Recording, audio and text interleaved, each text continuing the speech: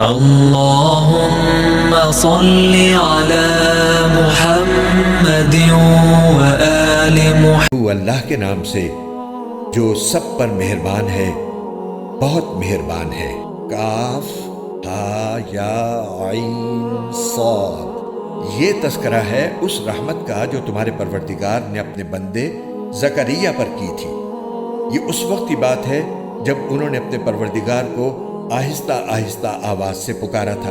انہوں نے کہا تھا کہ میرے پروردگار، میری ہڈیاں تک کمزور پڑ گئی ہیں اور سر بڑھاپے کی سفیدی سے بھڑک اٹھا ہے، اور میرے پروردگار، میں آپ سے دعا مانگ کر کبھی نامراد نہیں ہوا، اور مجھے اپنے بعد اپنے چچازاد بھائیوں کا اندیشہ لگا ہوا ہے، اور میری بیوی بانجھ ہے، لہٰذا آپ خاص اپنے پاس سے مجھے ایک ایسا وارث عطا کر دیجئے جو میرا بھی وارث ہو اور یعقوب علیہ السلام کی میراث بھی پائے، اور یا رب اسے ایسا بنائیے جو خود آپ کا پسندیدہ ہو۔ آواز آئی کہ اے زکریا، ہم تمہیں ایک ایسے لڑکے کی خوشخبری دیتے ہیں جس کا نام یحییٰ ہوگا۔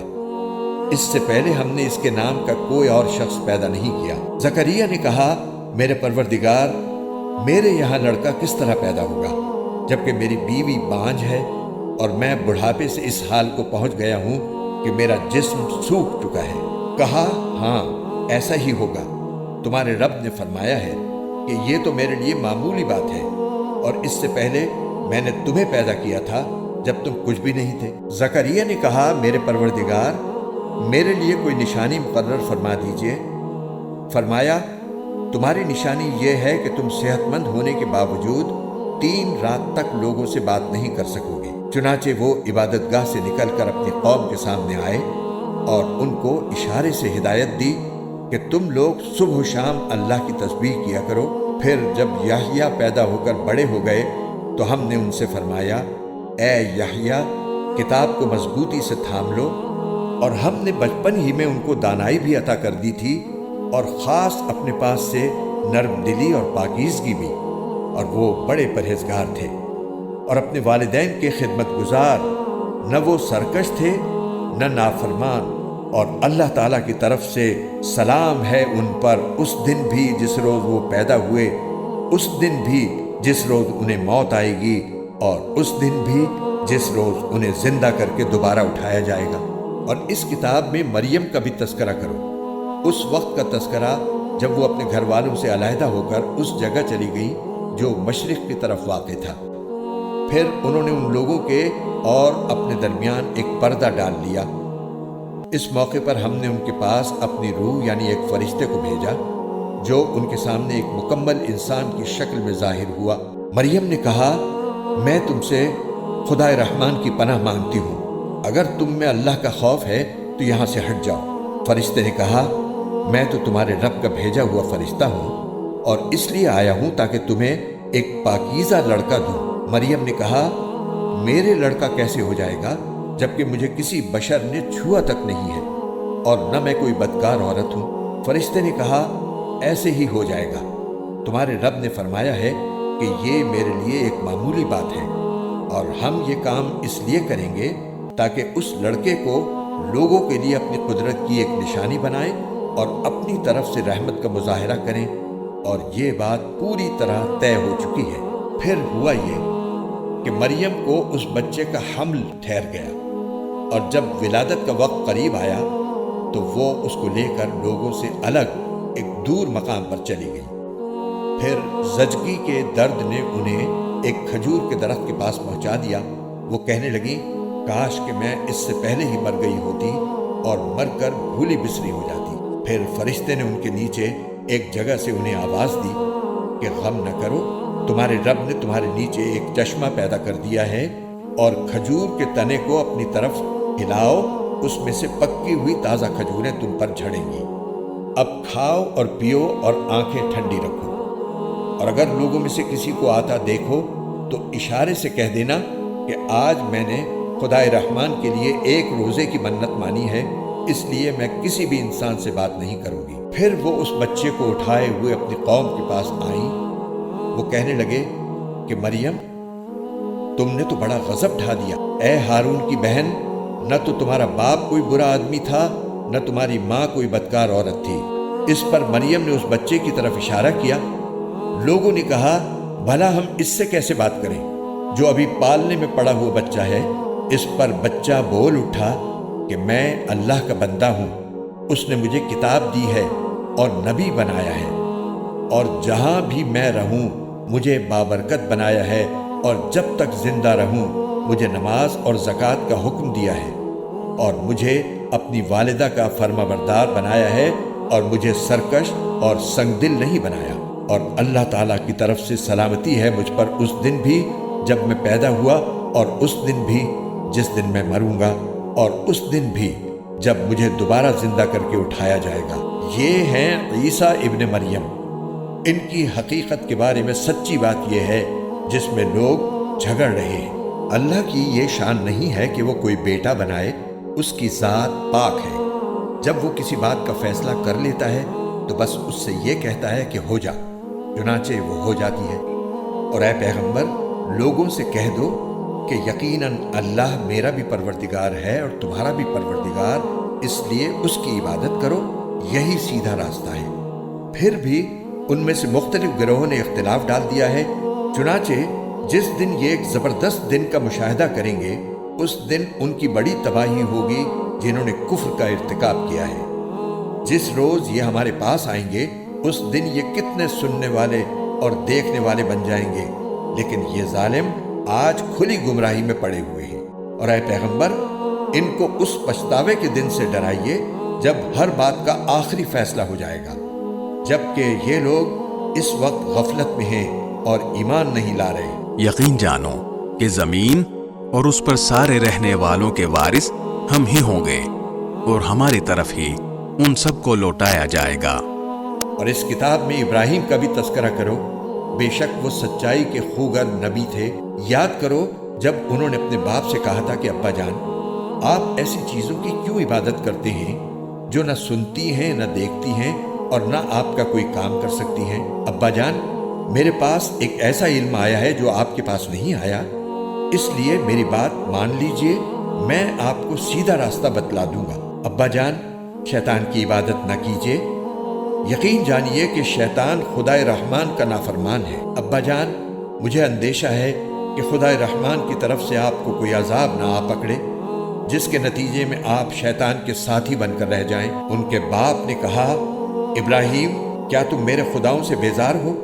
یاد رکھو، اگر تم باز نہ آئے تو میں تم پر پتھر برساؤں گا، اور اب تم ہمیشہ کے لیے مجھ سے دور ہو جاؤ۔ ابراہیم نے کہا، میں آپ کو رخصت کا سلام کرتا ہوں، میں اپنے پروردگار سے آپ کی بخشش کی دعا کروں گا، بے شک وہ مجھ پر بہت مہربان ہے، اور میں آپ لوگوں سے بھی الگ ہوتا ہوں، اور اللہ کو چھوڑ کر آپ لوگ جن جن کی عبادت کرتے ہیں ان سے بھی، اور میں اپنے پروردگار کو پکارتا رہوں گا۔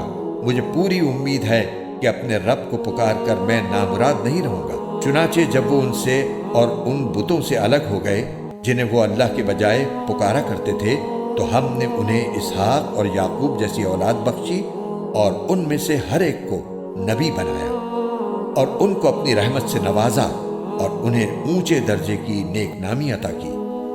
اور اس کتاب میں موسیٰ کا بھی تذکرہ کرو، بے شک وہ اللہ کے چنے ہوئے بندے تھے اور رسول اور نبی تھے۔ ہم نے انہیں کوہ طور کی دائیں جانب سے پکارا اور انہیں اپنا رازدار بنا کر اپنا قرب عطا کیا، اور ہم نے ان کے بھائی ہارون کو نبی بنا کر اپنی رحمت سے انہیں ایک مددگار عطا کیا۔ اور اس کتاب میں اسماعیل کا بھی تذکرہ کرو، بے شک وہ وعدے کے سچے تھے اور رسول اور نبی تھے، اور وہ اپنے گھر والوں کو بھی نماز اور زکوٰۃ کا حکم دیا کرتے تھے، اور اپنے پروردگار کے نزدیک پسندیدہ تھے۔ اور اس کتاب میں ادریس کا بھی تذکرہ کرو، بے شک وہ سچائی کے خوگر نبی تھے، اور ہم نے انہیں رفعت دے کر ایک بلند مقام تک پہنچا دیا تھا۔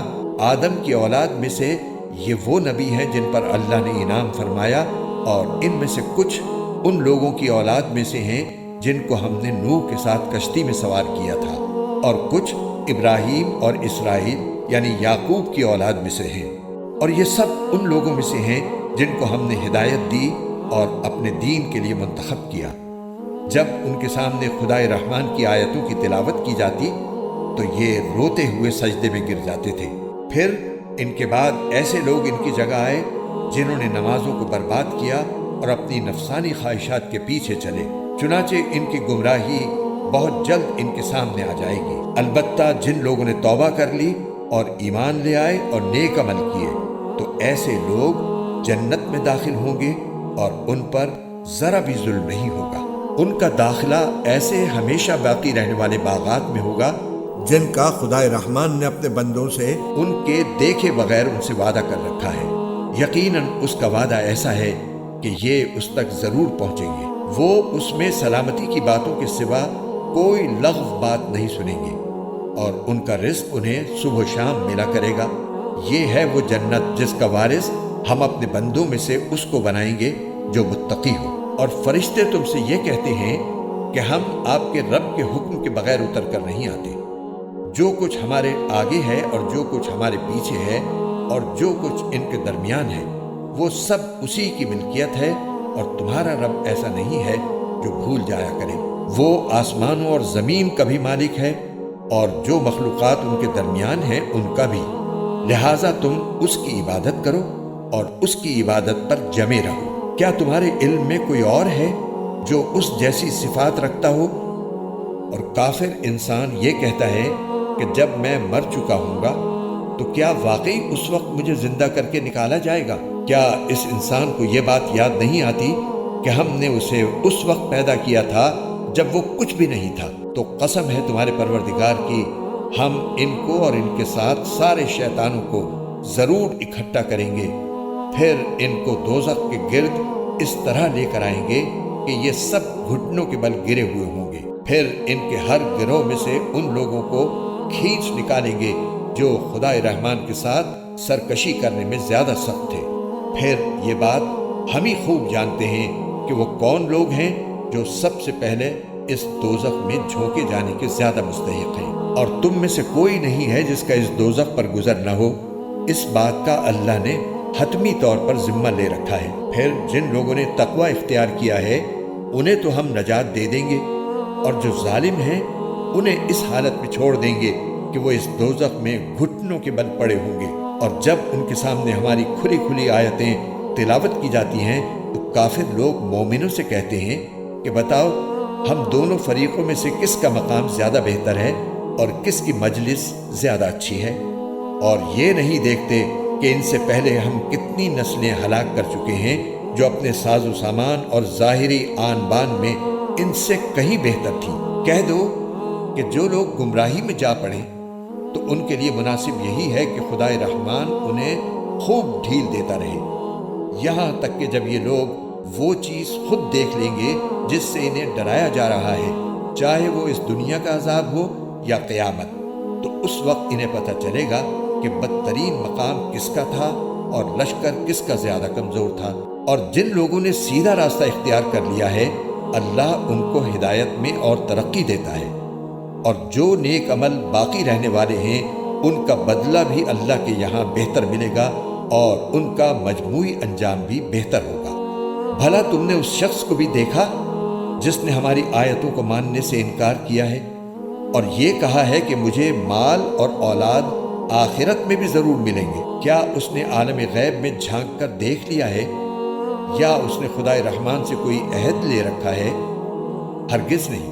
جو کچھ یہ کہہ رہا ہے ہم اسے بھی لکھ رکھیں گے اور اس کے عذاب میں اور اضافہ کر دیں گے، اور جس مال اور اولاد کا یہ حوالہ دے رہا ہے اس کے وارث ہم ہوں گے، اور یہ ہمارے پاس تنہا آئے گا۔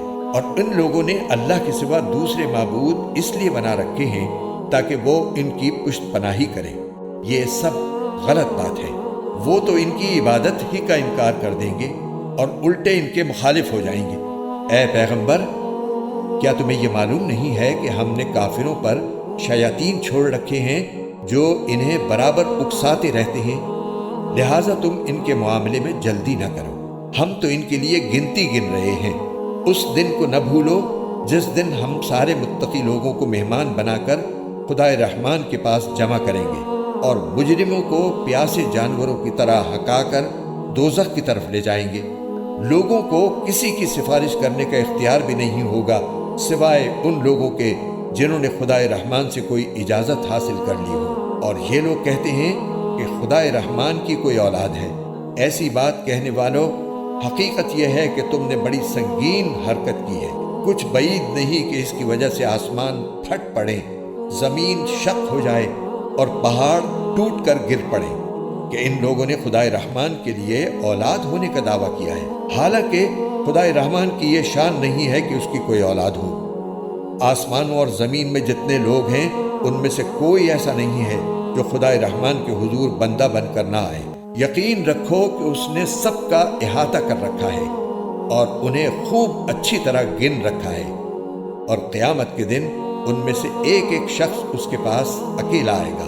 हाँ, बेशक जो लोग ईमान ले आए हैं और उन्होंने नेक अमल किए हैं, खुदाए रहमान उनके लिए दिलों में मोहब्बत पैदा कर देगा। चुनाचे ए पैगंबर, हमने इस कुरान को तुम्हारी ज़बान में आसान बना दिया है ताकि तुम इसके ज़रिए मुत्तकी लोगों को खुशखबरी दो और इसी के ज़रिए उन लोगों को डराओ जो ज़िद की वजह से झगड़े पर आमादा हैं। इनसे पहले हम कितनी ही कौमों को हलाक कर चुके हैं। क्या तुम्हें टटोलने से भी उनमें से किसी का पता मिलता है, या उनमें से किसी की भनक भी तुम्हें सुनाई देती है?